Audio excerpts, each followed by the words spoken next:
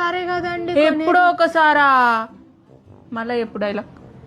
ఎప్పుడో లాస్ట్ ఇంకా వీడియో నేను అస్సలు పెట్టుకొని మర్చిపోయినా డైలాగ్. మా ఎడిటింగ్ లో తీసుకోమ్మా. ఎడిటింగ్ లో లాస్ట్ పో.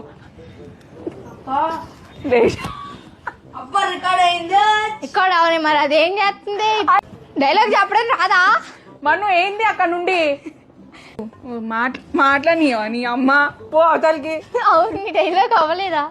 మరి అవ్వకుండా ఇది కూడా రికార్డ్ అయిందా? అయిందా?